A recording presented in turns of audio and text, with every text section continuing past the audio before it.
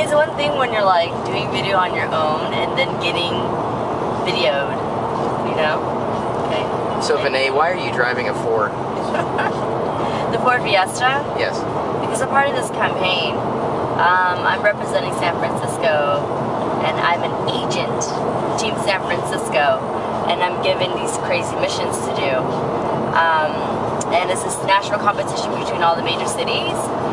And so we get to do things like, you know, put on a show for our favorite local bands, put together a graffiti wall, create like an awesome short film with a local filmmaker. So a lot of like local stuff. And it's a really brilliant way for Fiesta to kind of market within the different regions across the country. And it's been crazy. So I get a free car, free gas, insurance, and I thought, hey, I should come up and visit my buddy Chris. It's kind of how it happened. That's what you're doing up here in Seattle. You were here only for a day. Yeah. Yeah. But this is kind of like a last minute trip because you have to give the car back. True, yeah. I have to give the car back next week. I've had the car, well, I've had a Fiesta since March. I think around March, so I've had a few months. I've done a couple road trips. And I was like, you know, I've got a week left. I've never been up to the Northwest. Chris is up here. I should come by and say hi. And my cousin is here from Boston, so I wanted to take him around too. And here we are, driving. Yes. And not looking at you because I don't want to like... just keep your eye on the road. Like, hit the side. And I'm acting as your GPS right now. You're doing a good job. Yes. You started off not so well. Yeah, well, we're missing a lot of I was waiting for the caffeine to kick in since it's early in the morning and you're taking me to the airport and I'm very grateful for that. So before you leave and drive back to California, you're gonna try to see some sights in Seattle, Pike Place Market. Yeah, we're gonna do a quick stop after we drop you at the airport. We're gonna go to Pike Place and hopefully get some fresh fruit for the road and maybe see some fish tossing. That would be awesome. I want to get that on camera. Some fish tossing? Hey. You don't do that like down south? No. You don't toss, you hand fish off? No. Yeah. There's no fish tossing, dude. I go to the Asian market, there's just Chinese dudes talking about fish and yelling and screaming. Nothing exciting. Maybe that is exciting to some people. Fair. Isn't that kind of what your YouTube channel's about? Like people screaming and talking about fish, right. And they're Asian. Yeah. That's my YouTube channel. Does that pretty much encapsulate what it is? So no. Fuck you, trout. I don't like you. So that's not what your YouTube channel's about. No. Well, are you gonna tell us? Oh, you want to know? About? I do. You want to know? I'm crying now.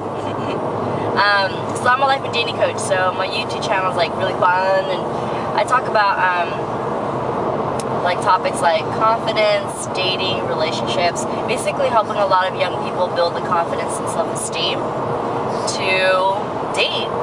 But a lot of the core stuff that I coach people on is to really do a lot of like self-love and how to build confidence and self-esteem from within. You're basically building the different important cores so that you can become a better person. You feel better about yourself, and so the way that not only just the way you date, but the way that you interact with work and friends and stuff like that is a lot genuine, and really it boils down to like becoming a happier person, and I'm really all about that. And you call your community V-Stars? Yes, I do. I call them V-Stars. They like that? Being a V-Star? Yeah, I'll call them, hey, what's up, V-Star Daniel, or V-Star Vanessa, and they like that. I don't like calling them, you know, like fans or followers. That's just weird to me. Yeah, I've always called mine Nomies. Nomies? That's Nomies. cute. Gnome. How did you get up? How did you come up with the whole gnome thing? Like, it was an old high school nickname for me, so it evolved. Yeah, I think half of my Nomies could stand to use some of your advice in terms of building self-esteem and confidence, because a lot of them have this habit of trolling and being very negative, and it seems to be more a reflection on their own problems than anybody else's problems. Do you have any perspective on YouTube trolls? Oh boy.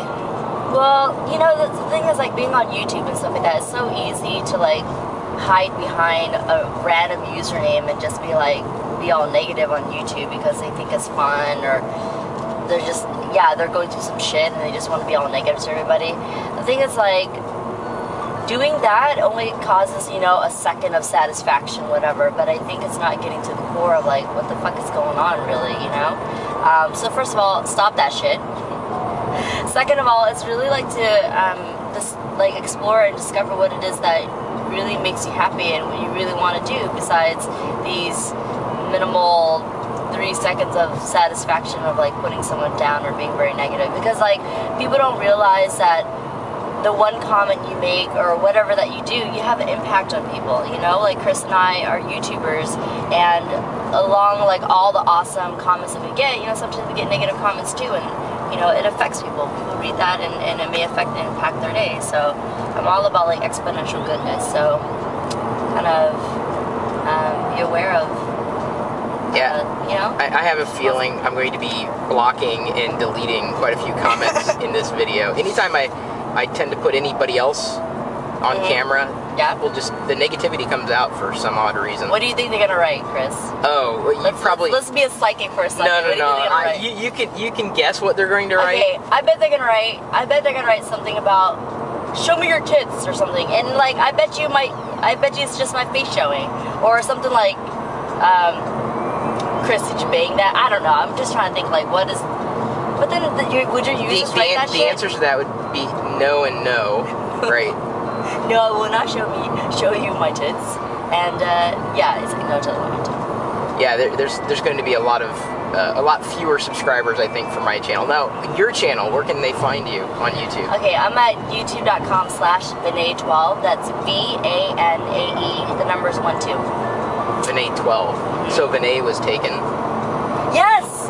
Really? I was so freaking bummed. Like, 4 years ago, I go on YouTube and I'm like, oh, you know, because Vanae, it's not a very common name. I'm like, oh, I'm gonna get youtube.com/Vanae, and I'm like, what the fuck? Some girl has it, and it's like one video of some random, like, you know, video of going on a roller coaster. And since then, I think she only has one freaking video that she never uses the channel. You know, you may be able to. Wait, how many subscribers do you have? About 24,000. You know, I don't know if you have a liaison at YouTube, but you may be able to get them to relinquish it. I got Chris Perillo on YouTube because someone was squatting and wasn't using it. Well, someone's squatting, right? Well, but if no one's using it, it's possible. But until then, you're at youtube.com/VANAE12. Yeah. So I take it 11, you know, back to 1 we're taking, or just does 12 have a special significance? It's my birthday day. It's my special number. You were born on 12? Okay, I see. And 12, I think it's like a really special number, right? Like 12 months, 12 zodiac signs, 12 blah blah. Wasn't 3 the magic number? 3, it's a magic number. No, 3 your magic number? No, it's, you know, Schoolhouse Rock.